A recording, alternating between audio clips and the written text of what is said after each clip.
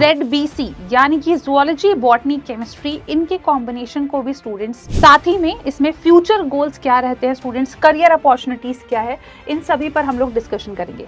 Next अगर हम लोग देखें स्टूडेंट्स तो इससे क्या फायदे रहते हैं, एक आपको पूरा 360 डिग्री एक जो व्यू है, एक जो साइंस है आपका कोर साइंस है स्टूडेंट्स, उसकी आपको अच्छी नॉलेज मिलती है। साथ ही में अगर हम लोग देखें तो इसमें आपको डिस्कशन करवाया जाता है एनिमल बिहेवियर और उनके हैबिटेट्स के बारे में, और इसी से related students evolution and classification, जो कहीं ना कहीं आपको ये बताता है।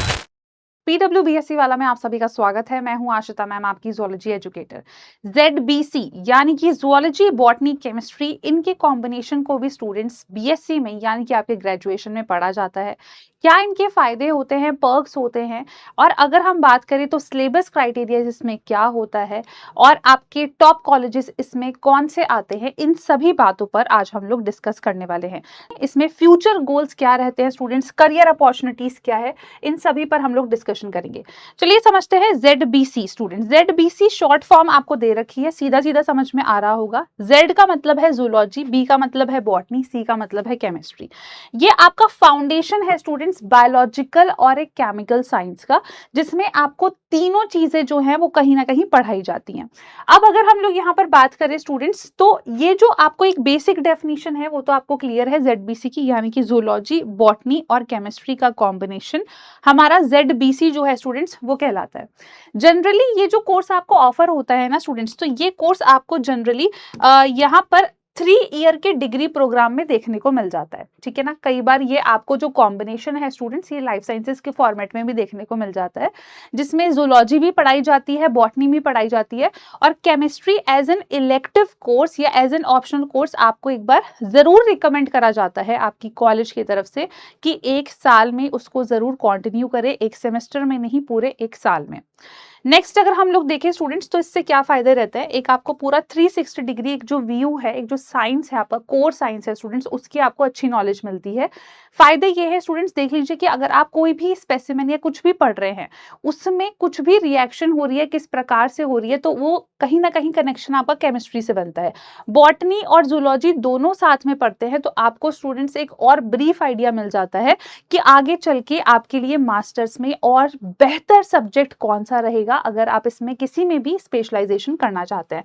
तो डेफिनेटली स्टूडेंट्स इसमें आपको ओवरव्यू किसी भी एनिमल के बारे में, पूरा एनिमल किंगडम, क्लासिफिकेशन, स्पेसिमेंस, इन सब के बारे में पता चलता है। Same go with your plants के बारे में, और साथ ही में स्टूडेंट्स जो कुछ केमिकल रिएक्शंस होती हैं, जो कुछ प्रक्रिया होती हैं, कुछ प्रोसीजर्स होते हैं जिसके माध्यम से हम टेस्ट करते हैं, जैसे कि क्रोमैटोग्राफी के बारे में अगर मैं बात करूं, ठीक है ना। इसी तरीके से और भी आपके स्टूडेंट्स काफी सारे प्रोसीजर्स होते हैं जो कि आप केमिस्ट्री जब ऑप्ट करते हैं तो आप उसको अच्छे से सीखते हैं। स्पेसिफिकली मैं बात करूं स्टूडेंट्स लैब में। नेक्स्ट अगर हम बात करें तो जूलॉजी आप इसमें अगर चुनते हैं, मतलब आपके पास ZBC मौजूद है, जूलॉजी भी मौजूद है, तो इसमें आपके पास जनरली पढ़ने के लिए क्या रहता है, चलिए उसको समझते हैं। तो स्टूडेंट सबसे पहले तो ये समझ लीजिए, अगर आपके पास जूलॉजी भी मौजूद है तो आपको क्लासिफिकेशन ही बताई जाती है। शुरुआत में यही बताया जाता है कि किस तरीके से हमारा एनिमल किंगडम जो है वो मौजूद है, और क्या सीरीज में हमारे पास डिफरेंट फाइलम या क्लासेस या ऑर्डर्स जो हैं स्टूडेंट्स वो मौजूद होते हैं।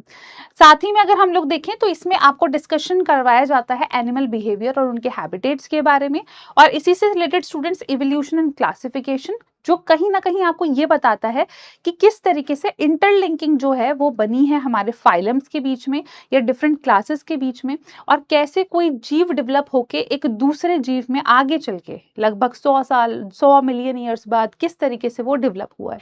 तो एक कनेक्टिंग लिंक जो है वो आपको समझ में आ जाता है। दूसरा अगर हम बात करें स्टूडेंट्स तो फिर आपको देखने को मिलता है यहाँ पर जेनेटिक्स एंड आपका सेलुलर स्ट्रक्चर्स यानी कि सेल बायोलॉजी। इससे स्टूडेंट्स फायदा ये होता है कि ये जो आपका कॉमन टॉपिक रहता है, ये कहीं ना कहीं स्टूडेंट्स आपको आगे चल के स्पेशलाइजेशन में भी बहुत ज्यादा मदद कराता है। चाहे आप कोई से भी डोमेन के हो, आप बॉटनी से हो, चाहे आप स्टूडेंट जूलॉजी से हो, ये आपकी one of the fundamental unit रहती हैं स्टूडेंट्स, जो आपको सिर्फ यहीं पर नहीं, आगे चल के आपके अदर एंट्रेंस एग्जाम में, चाहे आप मास्टर्स की तैयारी करें, चाहे आप स्टूडेंट्स मास्टर्स के बाद PhD की तैयारी करें, तो उसमें भी आपकी यूनिट बहुत ज्यादा काम आती है, यानी कि जेनेटिक्स एंड आपका सेल बायोलॉजी। इसके बाद आता है students human anatomy and health related. तो ह्यूमन एनाटॉमी जिसमें आप यही पढ़ते हैं कि जो हमारा फिजियोलॉजी है स्टूडेंट्स, एनिमल फिजियोलॉजी है वो क्या होता है, क्या क्या उसमें सिस्टम्स डिफरेंट पाए जाते हैं, क्या ट्रांसपोर्टर्स होते हैं, क्या बीमारियां होती हैं, इन सब के बारे में आप ब्रीफली डिस्कस करते हैं। अलॉन्ग विद दिस थोड़ा बहुत इम्यूनोलॉजी रिलेटेड भी स्टूडेंट्स डिस्कशन होता है। अगेन ये यूनिट ऐसी है जो आपको आपके मास्टर एंट्रेंस में भी मदद कराती है और आपके पीएचडी एंट्रेंस में भी मदद कराती है। तो ये कुछ कोर है स्टूडेंट्स जो मैंने आपको बताया है कि जूलॉजी में generally most of the colleges इसी के अराउंड आपका सिलेबस रखते हैं।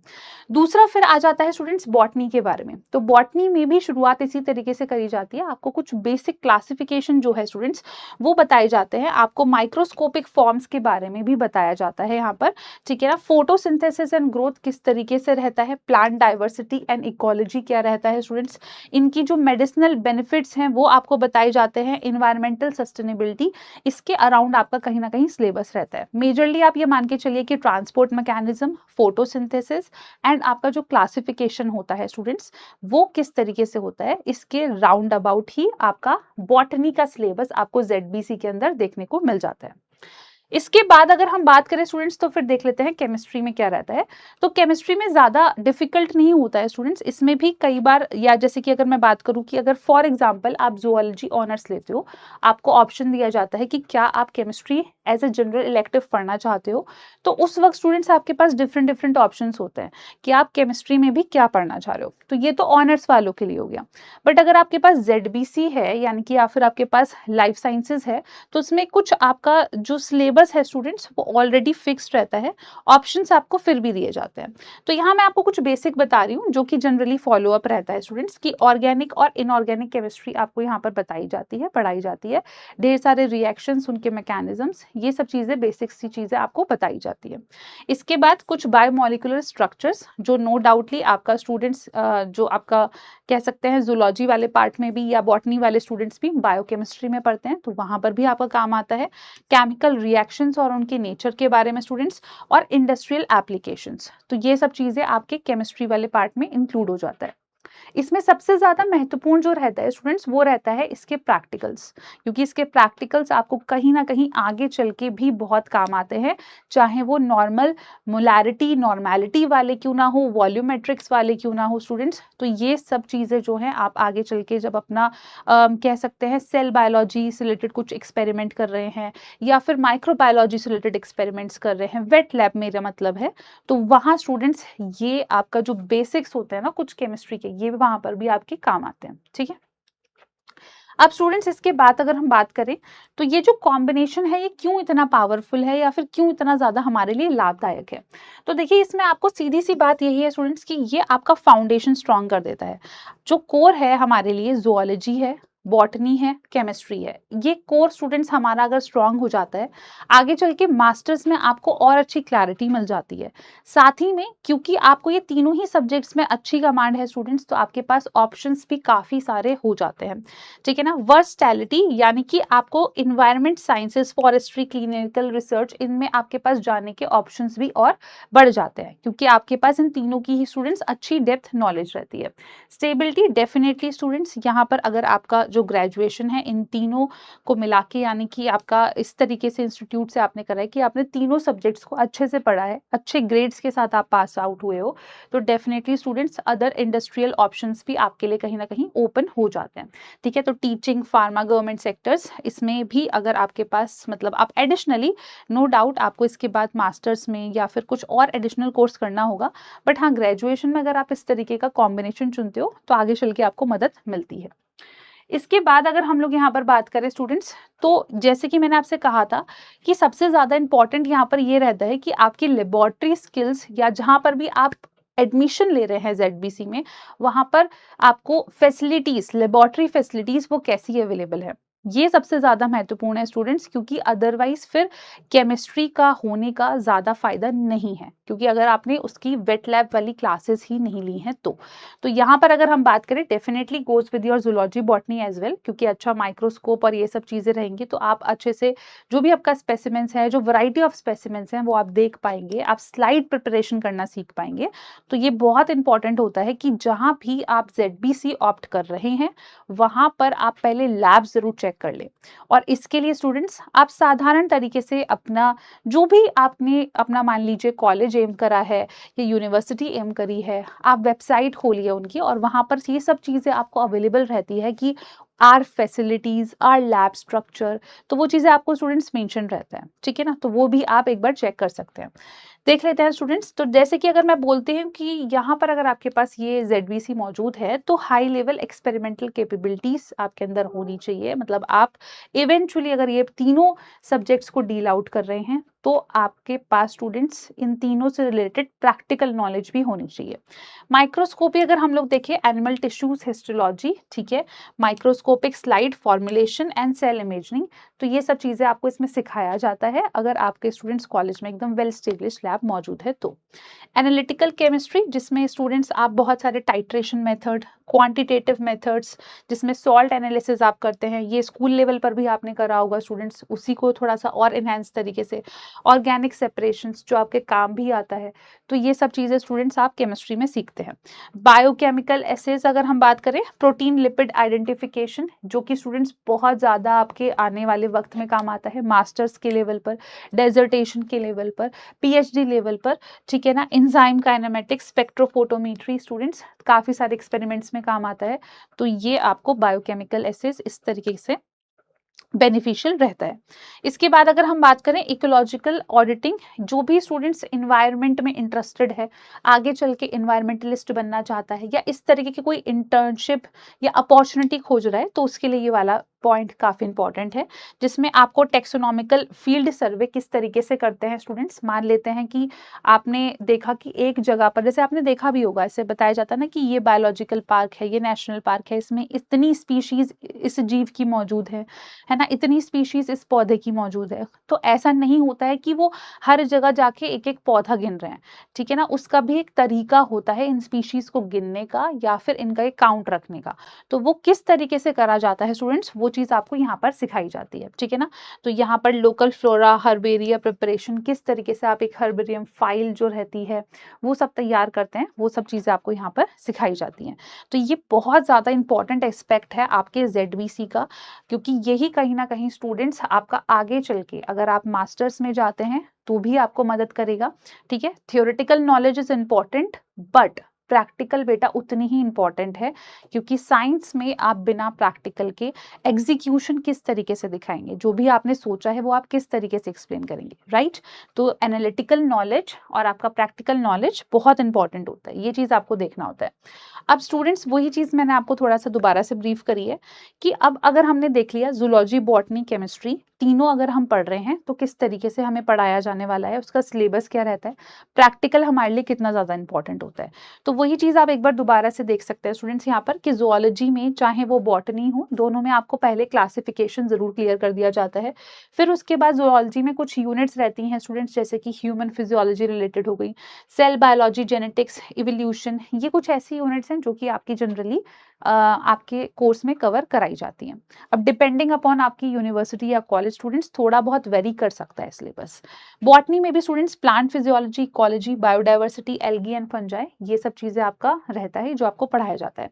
केमिस्ट्री में जैसे कि आपको बताया स्टूडेंट्स मैंने, ऑर्गेनिक रिएक्शंस हो गई, इनऑर्गेनिक कुछ reactions, atomic structure, equilibrium, periodic tables, ये कुछ बेसिक चीजें जो हैं डिपेंडिंग अपॉन कि आपका सेमेस्टर में पहले ऑर्गेनिक वाला पार्ट दे रखा है, इनऑर्गेनिक दे रखा है, फिजिकल दे रखा है, तो उसके हिसाब से स्टूडेंट्स आपका सिलेबस स्ट्रक्चर्ड होता है।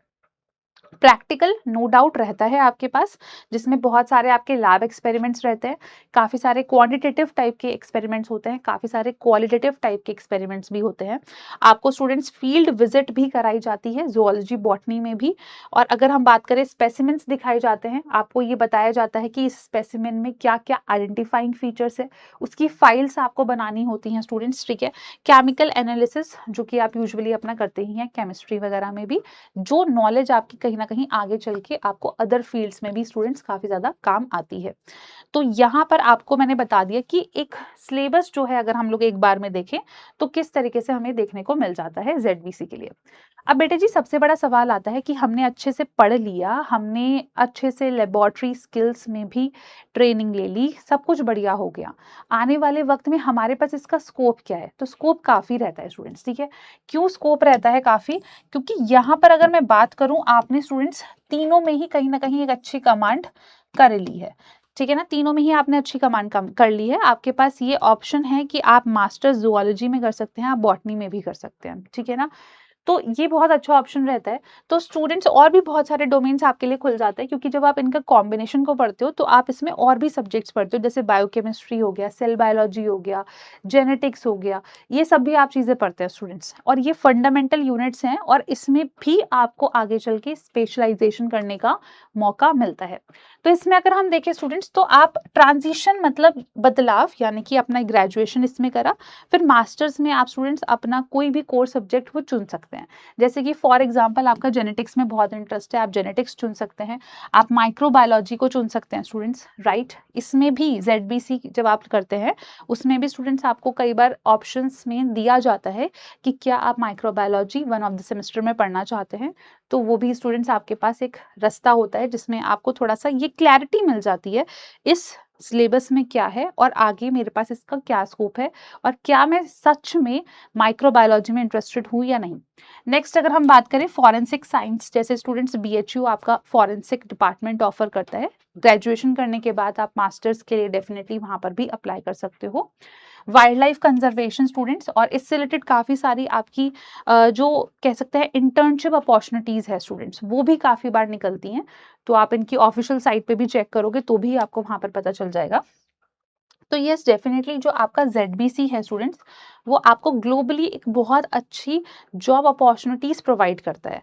बस ध्यान ये रखना है कि पढ़ना हमें सिर्फ रट्टाफिकेशन करके नहीं है, हमें समझ के पढ़ना है, हमें अपनी स्किल डेवलप करनी है। क्योंकि बेटा जी आने वाले वक्त में अगर आपके पास स्किल्स नहीं है, आपके पास सिर्फ थ्योरेटिकल नॉलेज है, आप उसको प्रैक्टिकली नहीं बता पा रहे हैं, या फिर स्टूडेंट्स आप एक हाइपोथेटिकल क्वेश्चन आपके सामने अगर रख दिया गया है उसका आप जवाब नहीं दे पा रहे हैं, साइंस एक्सपेरिमेंट्स को नहीं दिखा पा रहे हैं, तो स्टूडेंट्स वो थ्योरेटिकल नॉलेज काम की नहीं रहती है। ठीक है?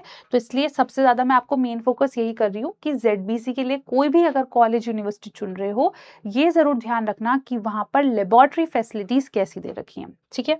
तो काफी ऑप्शंस आपके पास रहते हैं स्टूडेंट्स। अब देखिए यहाँ पर थोड़ा सा आपके उन ऑप्शंस को हमने और भी ब्रीफ कर दिया है।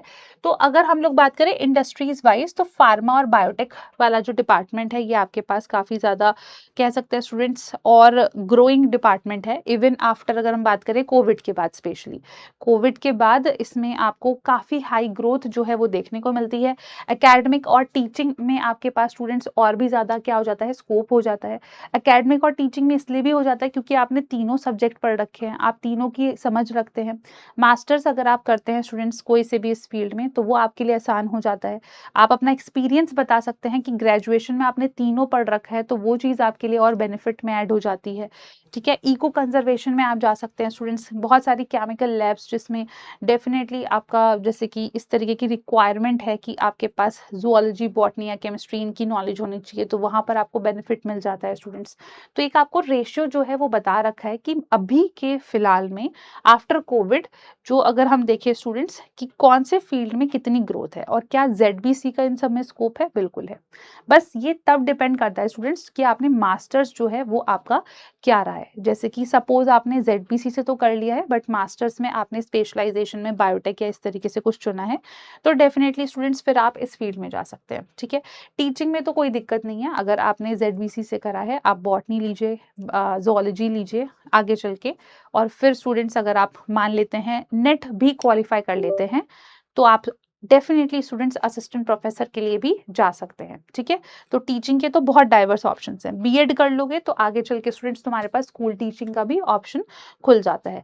इको कंजर्वेशन के लिए मैंने आपको पहले ही बताया था स्टूडेंट्स, बहुत सारी आपकी इस तरीके की वेबसाइट्स रहती हैं जो आपको पहले आपको इंटर्नशिप्स प्रोवाइड करती हैं, जिससे आपको आइडिया लग जाता है कि क्या आप इस फील्ड में इंटरेस्टेड हैं, और इंटरेस्टेड हैं तो आप आगे इसमें भी जा सकते हैं स्टूडेंट्स। ठीक है? नेक्स्ट अगर हम बात करें स्टूडेंट्स यहाँ पर, तो उसी चीज़ को थोड़ा-सा आपका फ़ोकस करते हुए बताया गया है कि फ़ील्ड्स जो हैं हमारे पास डिफरेंट डिफरेंट क्या है ज़ेडबीसी के अलावा, और ज़ेडबीसी का हमारे पास कितना और किस तरीके का स्कोप है। तो अगर आप इसमें स्टूडेंट्स बीएससी करते हैं, तो आपको ये तो पता ही है कि क्लासिकल और मॉडर्न लाइफ साइंसेज़ इन दोनों को हम मिला के पढ़ रहे हैं। क्लासिकल मतलब होता है जिसमें आप ये पढ़ रहे हैं क्लासिफिकेशंस के बारे में, चाहे वो बॉटनी हो, चाहे वो ज़ूलॉजी हो, ठीक है? फंडामेंटल यूनिट्स के साथ पढ़ रहे हैं, तो वो आपका स्टूडेंट्स मॉडर्न लाइफ साइंसेज़, और अप्लाइड अगर आप पढ़ रहे हैं, एक्सपेरिमेंटल चीज़ें पढ़ रहे हैं, टेक्निक्स वगैरह पढ़ रहे हैं, तो वो आपका मॉडर्न लाइफ साइंसेज़ में आ जाता है। अगर हम बात करें करियर अपॉर्चुनिटी की, डेफिनेटली काफ़ी ज़्यादा करियर अपॉर्चुनिटीज़ है। अगर हम देखें स्टूडेंट्स, तो बहुत सारे आपके जो गवर्नमेंट सेक्टर के जॉब्स हैं, उसमें भी आपको इन्हीं का सिलेबस काम आता है, ठीक है? अगर आपके पास स्टूडेंट्स मान लेते हैं आप यूपीएससी करना चाह रहे हैं, तो आप जो भी ग्रेजुएशन में पढ़ रहे हैं, वो सिलेबस कहीं न कहीं आपके वहाँ भी काम आएगा।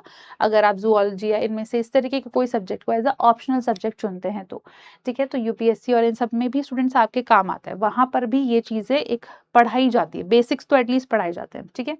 रिसर्च एंड डेवलपमेंट में भी स्टूडेंट्स आप जा सकते हैं, एकेडमिक्स में भी जा सकते हैं अगर आप प्राइवेट सेक्टर में जाना चाह रहे हैं तो, ठीक है?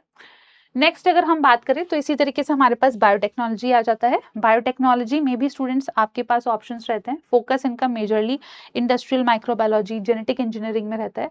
इसमें भी स्टूडेंट्स काफ़ी हाई डिमांड रहती है। आप कह सकते हैं एक तरीके से सप्लायर के मोड पर भी, और वैसे कस्टमर मोड पर भी स्टूडेंट्स रहती है। तो यस, इसमें भी आपके पास अच्छी अपॉर्चुनिटीज़ रहती है। पब्लिक सेक्टर या गवर्नमेंट सेक्टर में अभी एज़ एन अगर हम देखें, तो इसमें इतने फील्ड नहीं हैं डेवलप हुए हैं जितने आपके प्राइवेट सेक्टर में डेवलप्ड हैं। तो प्राइवेट सेक्टर में इसमें आपको काफ़ी अच्छे बायोटेक हब्स का ऑप्शन मिलता है। इनफैक्ट आपको पास फॉरेन जाने के भी स्टूडेंट्स काफ़ी अपॉर्चुनिटीज़ रहती है। अगर आपके एक्सपेरिमेंट्स या आपके जो भी रिसर्च आइडियाज़ हैं, जो भी आप मास्टर्स के दौरान कर रहे हैं, वो काफ़ी ज़्यादा अच्छे हैं तो, ठीक है? नेक्स्ट अगर हम बात करें, बी फार्मा आपका एक पूरा अलग ही सेगमेंट आ जाता है, जिसमें डेफिनिटली आप फार्माकोलॉजी पढ़ते हैं। इसमें भी आप स्पेशलाइजेशन करते हैं, इसमें भी आगे आपको स्कोप देखने को मिल जाता है। एग्रीकल्चर आ जाता है, फिर हमारे पास नर्सिंग आ जाता है। तो यहाँ पर इन सभी को ना एक थोड़ा आपको कंपेयर करके बताया गया है, और कंपैरिजन में आप ये समझ पा रहे हो कि ज़ेडबीसी का भी स्टूडेंट्स अच्छा खासा हमारे पास स्कोप है, और बेनिफिट ये है कि इसका प्राइवेट और पब्लिक दोनों डोमेन में आपको इसका स्कोप देखने को मिल जाता है, ठीक है? अब अगर हम यहाँ पर बात करें स्टूडेंट्स, तो बात आती है कि मैम अगर हम इसमें एडमिशन लेना चाह रहे हैं, तो कौन सी यूनिवर्सिटी या कॉलेज में हम एडमिशन ले सकते हैं। तो देखिए, आपको यहाँ पर सबसे पहले तो ये चीज़ फुल्ली फाइनल डिसाइड कर लेनी है कि क्या आप इस कॉम्बिनेशन के साथ आगे बढ़ना चाहते हैं। अगर बढ़ना चाहते हैं स्टूडेंट्स, तो आप बहुत सारी यूनिवर्सिटीज़ को जो कि सेंट्रल या स्टेट लेवल पर मौजूद है, उनको आप टारगेट कर सकते हैं। जैसे कि स्टूडेंट्स यहाँ पर आपको दे रखा है, दिल्ली यूनिवर्सिटी हो गया, बीएचयू हो गया, कैलकाटा, मद्रास, मुंबई। इनमें आपको डिफरेंट डिफरेंट स्टूडेंट्स जो कह सकते हैं ग्रेजुएशन के कोर्सेज हैं, वो मिलते हैं। काफ़ी सारे आपके कोर्स स्पेसिफिक होते हैं, जैसे ज़ूलॉजी ऑनर्स, बॉटनी ऑनर्स, और काफ़ी सारे आपके इस तरीके के कॉम्बिनेशन वाली भी रहते हैं। तो वो एक बार स्टूडेंट्स आप लिस्ट जो है उनकी तैयार कर सकते हैं कि आप स्टेट या सेंट्रल किसको प्रेफर करते हैं, और उसके अनुसार स्टूडेंट्स आप यहाँ पर ट्राई कर सकते हैं। मैंने जैसे कि आपको बताया, अपनी फर्स्ट प्रेफरेंस जो है एक अच्छा कॉलेज, एक अच्छी यूनिवर्सिटी रखना, क्योंकि तभी स्टूडेंट्स आगे चल के आपकी जो रोड है वो और क्लियर होती हुई चलेगी, ठीक है? अगर हम देखें तो आपको एडमिशन कैसे मिलेगा स्टूडेंट्स, तो आपको डेफिनेटली यहाँ पर अपना सीयूटी यूजी अपना एंट्रेंस एग्जाम क्वालिफाई करना होता है, अगर आप किसी भी टॉप कॉलेज में या टॉप यूनिवर्सिटी में जाना चाहते हैं तो। इसके बाद अगर हम बात करें स्टूडेंट्स, तो कौन सा कॉलेज या कौन सा यूनिवर्सिटी चुनना है, तो वो आप डेफिनेटली स्टूडेंट्स जो NIRF रैंकिंग है उसके अनुसार आप देख सकते हैं। और अगर हम बात करें कि कितनी फीस स्ट्रक्चर रहता है, तो ज़्यादा फीस नहीं है अगर आप सरकारी में जाते हैं तो लगभग 5 से स्टूडेंट्स 25 के पर एनम का एक एस्टिमेटेड रेंज आप मान सकते हैं, ठीक है? इसी के राउंड अबाउट आपकी फीस स्ट्रक्चर रहती है, तो इसमें आपको इतना ज़्यादा फीस भी नहीं रहती है, और ये पर एनम वाला फीस मैंने एस्टिमेटेड आपको बताया स्टूडेंट्स, ठीक है? तो ये आप इस तरीके से एक बार देख सकते हैं। नेक्स्ट फिर आता है स्टूडेंट्स हमारे पास कि क्या करियर ऑप्शंस हैं। अगर मान लेते हैं मैंने बीएससी जो है वो आपका ज़ेडबीसी में करा है, ज़ूलॉजी, बॉटनी, केमिस्ट्री के कॉम्बिनेशन के साथ करा है। तो स्टूडेंट्स देखिए, मैंने अब मान लेते हैं सीयूटी यूजी दिया होगा, ठीक है? अगर हम देखें तो मैंने क्या करा होगा इसके लिए, मैंने सीयूटी यूजी दिया होगा, और यूजी क्रैक करने के बाद स्टूडेंट्स मैंने कोई ऐसे कॉलेज में एडमिशन लिया होगा जिसमें मेरे पास ये तीनों चीज़ें मौजूद हैं। अब स्टूडेंट्स इसके बाद जब मैं ग्रेजुएशन करूंगी, तो मेरे पास एक ऑप्शन और आता है कि मैं क्या मास्टर्स करना चाहती हूँ, या फिर मैं अपने गवर्नमेंट सेक्टर में जाना चाहती हूँ, तो अगर मुझे गवर्नमेंट सेक्टर में जाना है तो उसके लिए मुझे तैयारी करनी है। अगर मुझे स्टूडेंट्स आगे की पढ़ाई करनी है, मास्टर्स करना है, तो मेरे पास 2 ऑप्शंस आ जाते हैं। एक मेरे पास आ जाता है स्टूडेंट्स आईआईटी जैम और एक मेरे पास आ जाता है सीयूटी पीजी का। आईआईटी जैम आपको टॉप आईआईटीज़ में सीट्स देता है। सीयूटी पीजी के थ्रू आप बहुत सारे सेंट्रल स्टेट यूनिवर्सिटीज़ में मास्टर्स के लिए अप्लाई कर सकते हैं। ठीक है? इसके बाद मान लेते हैं स्टूडेंट्स आपने कोई अच्छी यूनिवर्सिटी से आपने चूज़ कर लिया कि आप किस में स्पेशलाइज़ेशन करना चाहते हैं। फॉर एग्ज़ाम्पल ज़ूलॉजी में या बॉटनी में या इस तरीके से और भी आपके पास जेनेटिक्स, माइक्रोबायोलॉजी की स्पेशलाइज़ेशन मिल जाती है। आप उससे स्टूडेंट्स अपना मास्टर्स कर लेते हैं। मास्टर्स के बाद अगर आप एकेडमिक्स में ही जाना चाहते हैं, तो बहुत अच्छा ऑप्शन होता है स्टूडेंट्स यहाँ पर आपका कि आप सीएसआईआर नेट या फिर गेट को क्लियर कर लें। ये जो आपका सीएसआईआर नेट एग्जाम होता है स्टूडेंट्स, ये आपका लगभग साल में 2 बार होता है। गेट वाला जो है ये आपका साल में 1 बार होने वाला एग्जाम होता है। दोनों से बेनिफिट ये होता है स्टूडेंट्स कि अगर आप पीएचडी करना चाहते हैं, तो पीएचडी के लिए फॉर एग्जांपल आपके 5 साल का ड्यूरेशन मैं मान के चलती हूँ। ये 5 साल फिक्स नहीं रहता है, डिपेंडिंग अपॉन कि आपके पास जो प्रोजेक्ट है वो कैसा है, आप किस तरीके से उस पर या कितनी स्पीड से काम कर रहे हैं। टेंटेटिव मैं मान लेती हूँ, मान लेते हैं 5 साल का रहता है।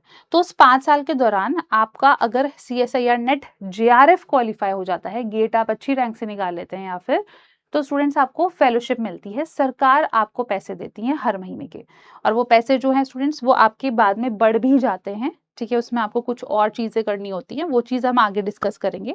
तो मतलब ये मान के चलो, ऐसा नहीं है कि 5 साल तुम जब रिसर्च कर रहे हो, तुम खाली बैठे हुए हो, तुम सिर्फ रिसर्च कर रहे हो, तुम्हें स्टूडेंट्स पैसे भी मिलते हैं सरकार की तरफ से। ठीक है? तो बस वो उसके लिए, उस फेलोशिप के लिए आपको ये दोनों में से कोई एक एग्ज़ाम क्वालिफ़ाई करना होता है। गेट की अलग फेलोशिप रहती है, सीएसआईआर नेट की अलग रहती है। सीएसआईआर नेट एग्ज़ाम मान लेते हैं कि आपने अपना कॉलेज पास आउट करा, आपका क्वालिफ़ाई नहीं हो पाया। तो बेटा जी कोई दिक्कत की बात नहीं है। तो ये 2 टाइम्स यानी कि साल में 2 बार आपका पेपर होता है। सिमिलरली अगर मैं बात करूँ तो गेट जो है स्टूडेंट्स, तो ये 1 ईयर यानी कि वन्स अ ईयर आपका पेपर होता है। इसके बाद अगर हम देखें स्टूडेंट्स, तो इसी तरीके से आपके पास एक और ऑप्शन भी रहता है। तो अभी अगर हम लोग देखें तो डीबीटी बेट उन एस्पिरेंट्स के लिए होता है जो बायोटेक स्पेशलाइजेशन करना चाहते हैं, और इसी तरीके से एग्रीकल्चर वाले जो होते हैं उनके लिए आईसीएआर होता है, अगर आपका मास्टर्स एग्रीकल्चर स्पेसिफिक डोमेन में मौजूद है तो। या फिर स्टूडेंट्स आपके पास एक और ऑप्शन है कि ये सब आपने क्लियर कर लिया, तो आप इसको क्लियर करने के बाद आगे चाहो तो या तो पोस्ट डॉक वगैरह में जा सकते हो, या फिर स्टूडेंट्स इस फील्ड में भी जा सकते हो, या फिर अगर आपने ग्रेजुएशन कर लिया है, ग्रेजुएशन आपका हो गया है स्टूडेंट्स, तो ग्रेजुएशन के जस्ट बाद भी आप इस सब की प्रिपरेशन में लग सकते हो। दैट इज आपका स्टूडेंट्स यूपीएससी वगैरह की, एसएससी वगैरह की प्रिपरेशन में आराम से लग सकते हो। और जो पढ़ रहे हो कहीं ना कहीं वो भी स्टूडेंट्स काम आता है, एसएससी में भी आपके काम आता है, कुछ बेसिक्स क्वेश्चंस पूछते हैं वहां पर भी, और आपकी यूपीएससी वाले में भी अगर आप ऑप्शनल ले लेते हो तो वहां पर भी काम आता है। तो करियर अपॉर्चुनिटीज है आपके पास, ठीक है ना, काफी अपॉर्चुनिटीज है। अब स्टूडेंट्स बात करते हैं, यहाँ पर सारी बात वहीं पर आ जाती है कि मैम हम कितना कमा सकते हैं, क्या कितना अर्ली स्टेज में हम लोग कैसे अर्न कर पाएंगे। तो आपने अगर मान लेते हैं जेडबीसी चुन लिया स्टूडेंट्स, ठीक है, तो मैंने आपको जैसे कि बताया कि आपने मास्टर्स अपनी कर ली है, मास्टर्स कर ली है स्टूडेंट्स, उसके बाद आप सीएसआईआर नेट क्वालिफाई करते हैं, तो वहां पर भी आपको फेलोशिप मिलती है, लगभग 37,000 के अराउंड आप इसको मान सकते हैं। ठीक है? और एडिशनल बेनिफिट्स आपको मिल जाएंगे यहाँ पर। और अगर आप गेट क्वालिफाई करते हैं तो इसी के राउंड अबाउट आपको यहाँ पर सरकार के द्वारा फेलोशिप मिल जाती है। नेक्स्ट अगर हम बात करें स्टूडेंट्स, इसी रास्ते के दौरान आपको बहुत सारे एग्जाम्स भी मिलते हैं जो कि किस चीज़ के रहते हैं, आपके साइंटिफिक ऑफिसर्स के रहते हैं, जिसमें स्टूडेंट्स अगर आप सरकारी नौकरी है इनिशियल लेवल पर सेलेक्ट हो जाते हैं, तो वहां पर भी स्टूडेंट्स आप एक अच्छी सैलरी जो है लगभग 90,000 तक की या 80,000 तक की पर मंथ वो एक्सपेक्ट कर सकते हैं। अगर हम बात करें तो प्राइवेट सेक्टर या कॉर्पोरेट सेक्टर्स में भी आप जा सकते हैं, टीचिंग वगैरह फील्ड में भी जा सकते हैं स्टूडेंट्स, ठीक है, या प्राइवेट स्कूल टीचिंग में जा सकते हैं, तो वहां पर भी आपको 3.6 से 6.5 का इनिशियल पैकेज जो है वो आपको मिल सकता है। ठीक है? तो अगर मैं ओवरऑल बात करूं, आप अच्छा कर रहे हैं, आप काफी अच्छा कर रहे हैं, तो इनिशियल लेवल पे आपका इतना पैकेज तो आराम से बन सकता है। ठीक है? अगर आपने काफी मतलब मैं मान के चल रही हूँ लेबोरेटरी स्किल्स आपकी अच्छी है, आपके ग्रेड्स बहुत अच्छे हैं स्टूडेंट्स, है ना, तो इस लेवल पर अगर आप अच्छा परफॉर्म करते हैं और अगर आप कहीं अच्छी जगह सेलेक्ट हो जाते हैं, तो इनिशियल लेवल में इतना बता रही हूँ, बाकी आगे का तो कोई स्कोप है ही नहीं, वो डिपेंड करता है आपकी स्किल पर। और स्टूडेंट्स साथ ही में आपके जो रास्ते हैं for to apply in your foreign universities वो भी ओपन रहते हैं। अगर आप ZBC लेते हैं और आगे चल के आप चाहते हैं स्टूडेंट्स की बाहर अप्लाई करना चाहते हैं, तो उसके ऑप्शंस भी आपके पास खुले रहते हैं। ठीक है, तो यहाँ पर स्टूडेंट्स मैंने एक आपको ब्रीफ करा है कि किस तरीके से आप यहाँ पर पढ़ सकते हैं ZBC में। तो आई होप आपको इसके बारे में थोड़ी सी क्लैरिटी मिल गई होगी कि जो ZBC है स्टूडेंट्स, वो हमारा क्या है, एक कॉम्बिनेशन है जूलॉजी, बॉटनी और आपके केमिस्ट्री का।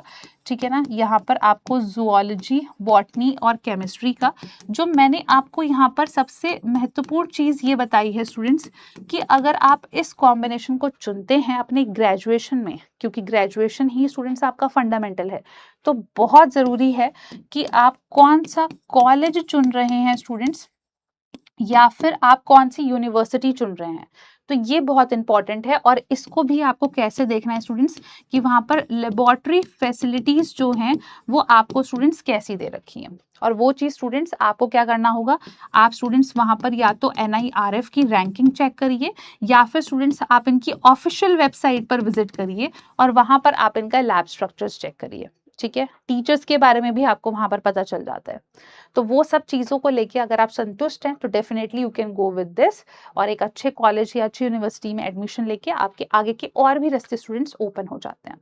ऑलराइट, सो मैं उम्मीद करती हूँ स्टूडेंट्स कि आप लोगों को यहाँ पर सब चीज़ें क्लियर हो गई होंगी कि ZBC आपका क्या होता है स्टूडेंट्स, और किस तरीके से आगे हम इसमें बढ़ सकते हैं, करियर अपॉर्चुनिटीज़ क्या है, और आप स्टूडेंट्स यहाँ पर अकेडमिक्स में, प्राइवेट सेक्टर, बहुत सारे डोमेन्स में आगे जाके बढ़ सकते हैं स्टूडेंट्स। ऑलराइट, सो इससे रिलेटेड अगर कोई और भी कंफ्यूजन है तो आप कमेंट बॉक्स में डेफिनेटली बता सकते हैं स्टूडेंट्स। सो अभी के लिए धन्यवाद। और स्टार्टिंग में स्टूडेंट तो अभी के लिए स्टूडेंट्स धन्यवाद।